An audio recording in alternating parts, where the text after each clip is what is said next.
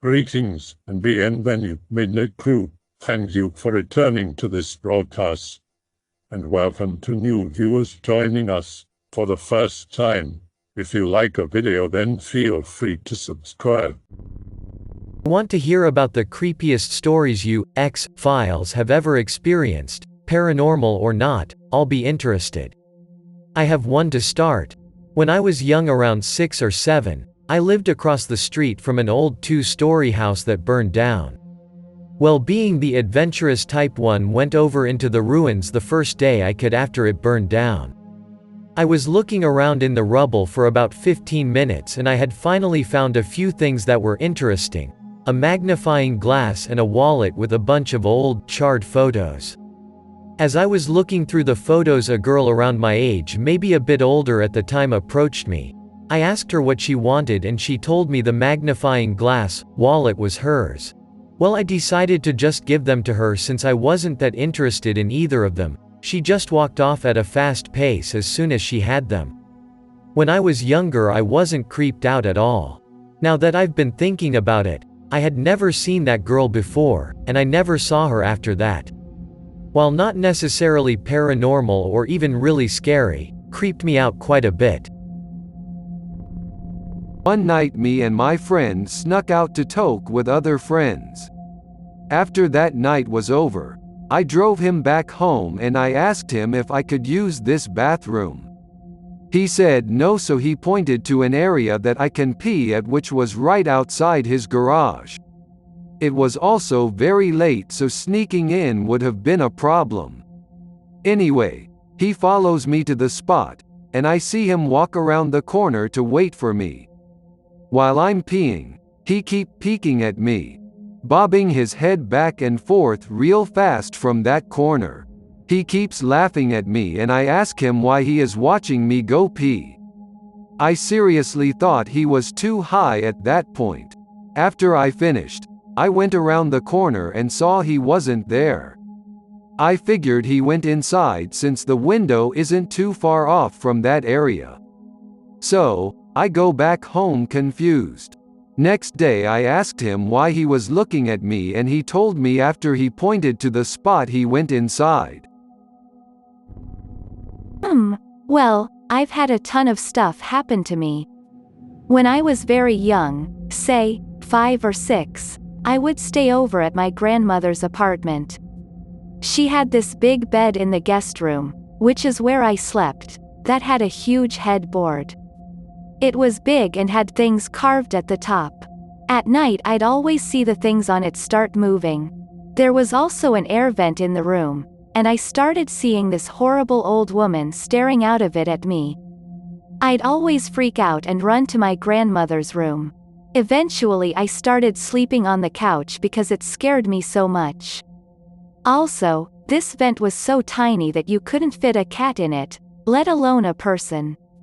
About 3 years ago, my grandmother moved into a downstairs apartment, because the stairs were too much. The lady that moved in after her had a 3-year-old son. He saw the exact same thing that I had seen when I was a child. When I was about 8 or 9, we moved into a new house. From my bed you could see the living room and the arch leading to the kitchen.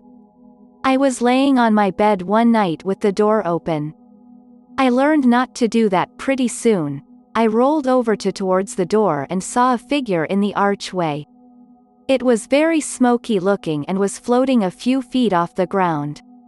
It had these awful red eyes, but for some reason, I convinced myself that it was smoke from a fire.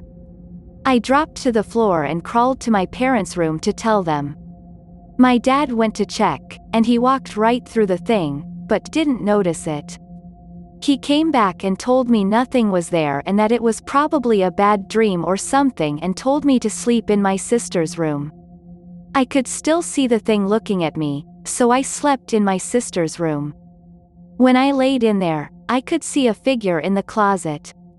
A few years later, my sister and I swapped rooms for some reason.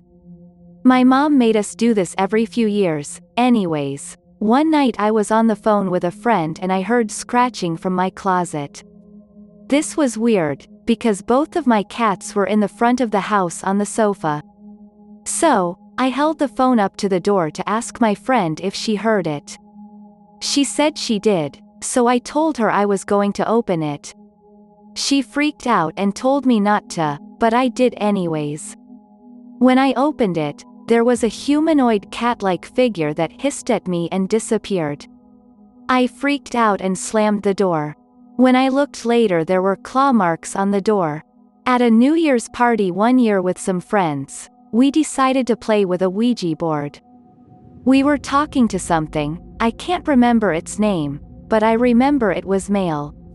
Anyways, we had a little electric cotton candy maker and it suddenly started going, and it was going way too fast for normal. So, we tried to turn it off, but it wasn't on. So, we unplugged it and it got faster. Then the lights flickered, and something began to scrap the window. There were no trees around the house, so, while we're all freaking out, I feel something grab me and launch me across the room. I came to and my friends were freaking out because the door wouldn't open. Eventually it did and we ran into the hall. Later on, the rest of the people in the house said they hadn't heard anything. I was at a friend's house once and we were looking in the mirror. We saw a man in black behind us. We turned and nothing was there, but when we looked back at the mirror, he had gotten closer. We ran the hell out of there. Recently, as in the past few months, I've been seeing this old hag. Like, remember how you thought a witch looked when you were a kid?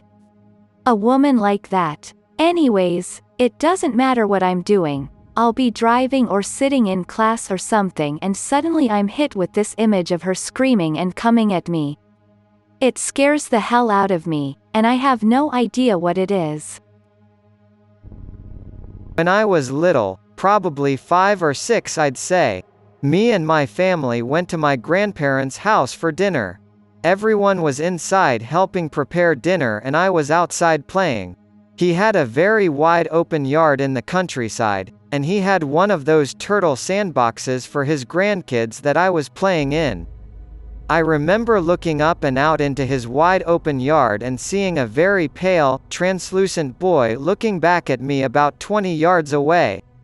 He pointed his finger at me and made the "come here" motion and said, "Come play with me." I was really scared, and I didn't know who it was or anything, so I turned around to run inside.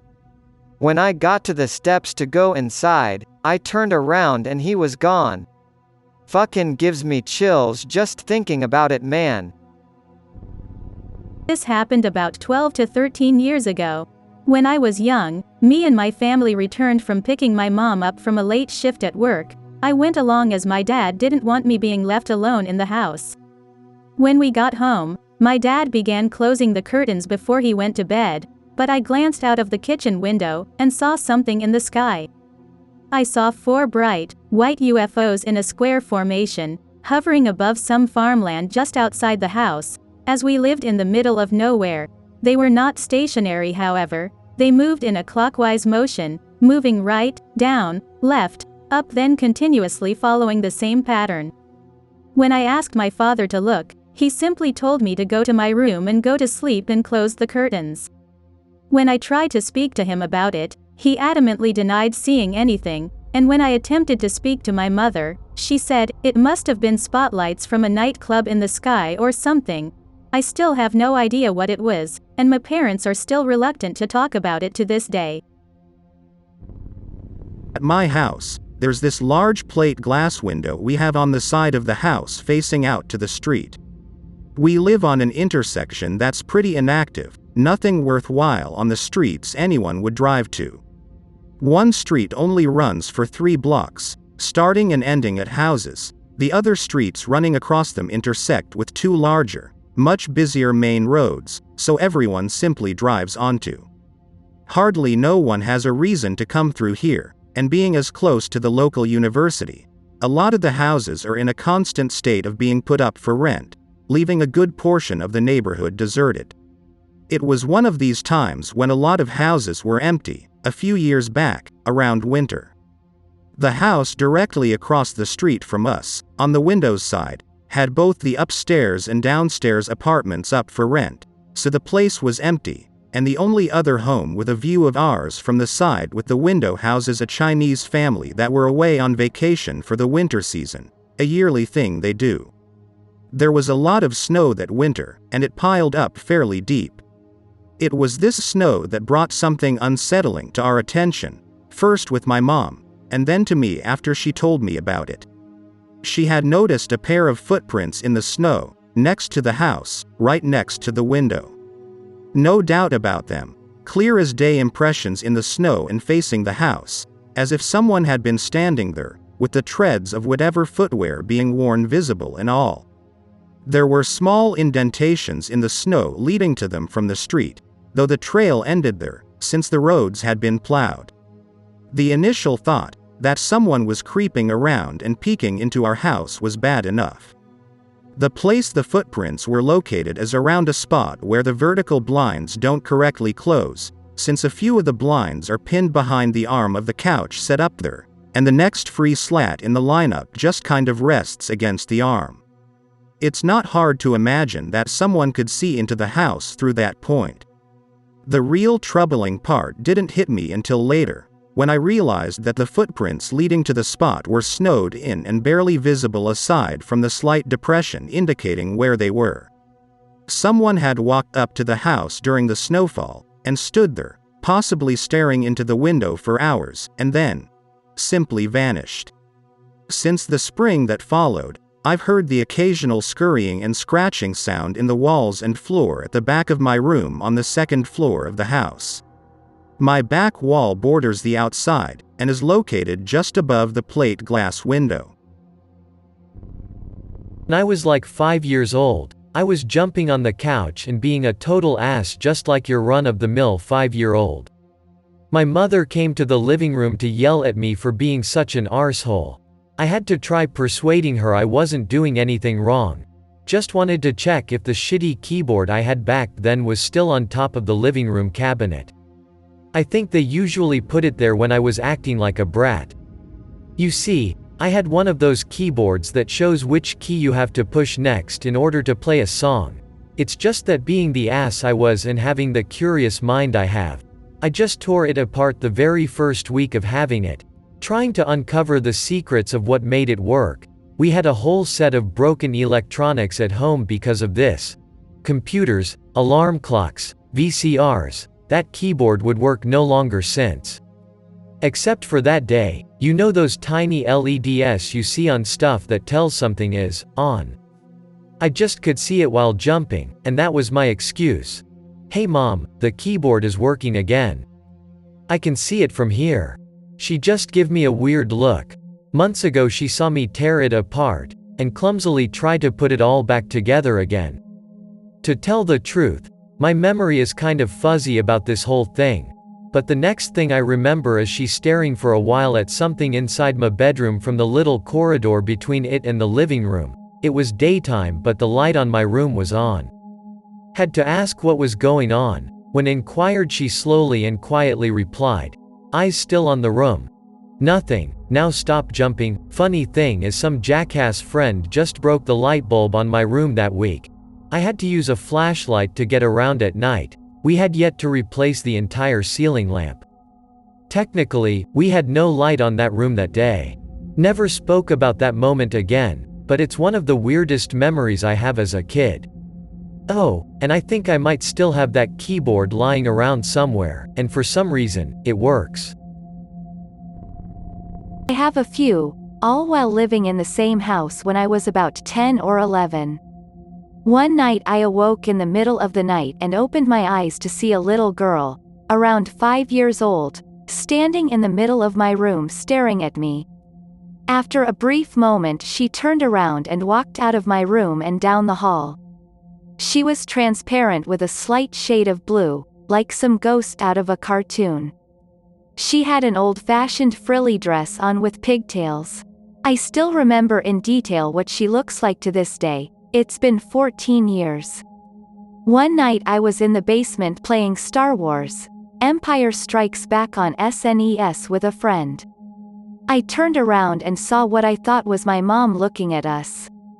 Far on the other side of the hall I saw a tall figure in a white robe staring at us. Once I noticed it, it turned around and walked up the stairs. It was quite dark, and I couldn't make out a face, but my mom would often wear a white housecoat and I assumed it was her and didn't get freaked at all. The next morning, I made a joke about her coming downstairs at 2 a.m. to make sure we weren't up to no good. She said she went to bed at 12 and never left her room. Another night I had a horrifying dream. I was at the table eating dinner with my mom and sister.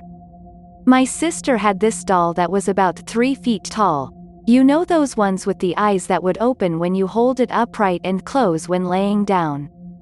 Well, in my dream it was in the living room on the coffee table. As we were eating, a white blur starts flying in circles around us in the kitchen. We all jumped up and freaked out, then the blur flew into the doll. The doll stood up and its eyes opened. My mom and sister were screaming, and I took off my belt and started beating the doll as it walked towards us. Then I woke up, drenched in sweat, and have been terrified of dolls ever since. I keep telling myself it was just my imagination, but I don't truly believe that anymore. I lived in an area in Iowa with a lot of kids my age. The whole place was a shithole filled with abandoned old stores and warehouses and shit, and then surrounded by thick wooded areas. So one night me and all my friends were at the music house for a party. After they all left, I stayed with a girl I met so she didn't have to stay there alone. The music house faced an abandoned building, nothing extraordinary, it's just really old, torn up, stripped out, broken windows. Well, I was standing with a girl I had met. We were standing there in the dark at 12 a.m. and we both saw it happen at the same time. In the window of the abandoned building we saw an old bone-thin man in a wheelchair wheel his way up to the shattered window and stare at us for a good 5 minutes and then close the shades. I can still picture the man today. So this happened when I was about 4 or 5, real young. My sister, who was a teenager, had her friend over and it was dark outside. They decided to go outside, and I didn't want to stay in the house by myself, so I went outside with them. They were sitting on our driveway, and they were watching the house parallel to ours, which has this huge ash tree that has branches that hang over the sidewalk. Well, first we saw a dog running at top speed, barking and spazzing out. After that, we heard a loud sound, like a gunshot. Needless to say, being that age, I was scared already. Well, a couple minutes later, a man in this suit runs down that sidewalk with something in his hand. Soon after that, a girl with a dog walks down the sidewalk and she looks calm. Lastly, after her, a girl comes running, screaming, down that sidewalk. A scream so loud I was glad I had my sister to hide to from it, and that I wasn't alone. May I add that there's a street light by the tree, so there's only that light where you can see the people before they fade into darkness. And that the direction they were all going in led to a dead-end cul-de-sac. I had to have been maybe 4 when this first started, but one night I woke up to something scratching at the window. I thought maybe it was tree limbs or something. It wasn't very loud. It started getting louder until I looked out the window and there stood 3 little boys, torn up and covered in dirt and blood, their clothing tattered. I just sat there at the foot of my bed staring at the vacant eyes looking back at me, following me. The oldest looked about 10 or 11, youngest was maybe 4 or 5.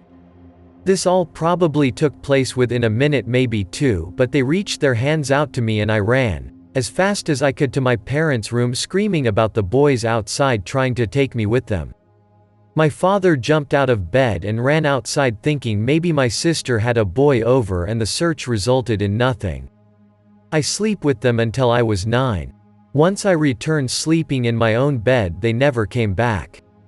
Until one day I was looking through a book my parents had printed back in the late 70s when they owned a print shop over my town's history. There was an article from 1938 where one of the area's most prominent family's 3 sons had drowned in an automobile accident. The father survived. Have a few. My mother used to be a night shift nurse in an accident and emergency ward. The hospital was very old, dated back to the 1800s at least. She used to work in the old sector of the hospital, which was obviously the creepiest. Many of which the victims of the terrorist acts were accepted into this ward for treatment. I am sure it's not hard to imagine that many died here in unimaginable pain and anguish. At night, my mother told me there was a dialysis machine at the end of a spooky black corridor which had never any lights on. Nurses had to travel to this in the dead of night, sometimes during emergency surgery. All the staff were scared shitless of doing it. My mum said you could hear babies cry. When this wasn't even a children's ward, you could hear people shrieking and weeping, and sometimes trolleys would move by themselves. Even stranger, was this room the nurses slept in when their shift was over. It consisted of a single mattress on the floor. Many nurses feared the room, as some reported awakening to the sight of a giant old man dressed like a tramp, with wild long hair staring at them at the foot of the bed. I used to live in this apartment complex in Anderson, Indiana called Four Winds. It's a nice place. Townhouses with a patio facing a wooded area so you get wildlife, etc. It's a gated complex, which gives the illusion of safety. After I moved in, I was told the place was formerly known as Pine Village or Pine Villa, something with pine in it. This was the ghetto in Anderson. Eventually the city had enough and found a way to shut the place down. They resold it to Premier Properties, who renovated the joint and put a gate around it. Shortly after I moved in, I began having weird feelings, emotions running wild, anger issues, unexplained stress. Sometimes my heart would just start pounding for no reason at all.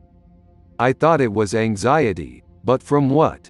I would walk up the stairs to my bedroom, and just as I'd reach the top 2 steps, I'd get a flash image of someone jumping out from behind the wall and smacking me in the face with a baseball bat. This usually only happened in the morning hours, around 7 or 8 a.m.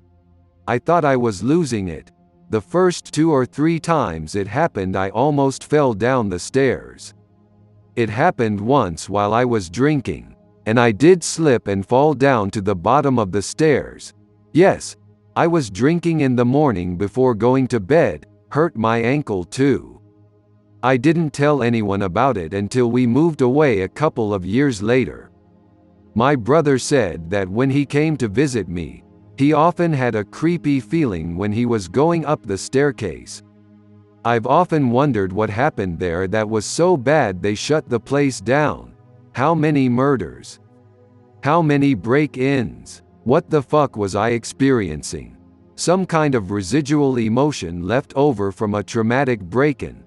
Possibly something in the morning hours when someone came home from work. I'll never know, obviously. I can only speculate.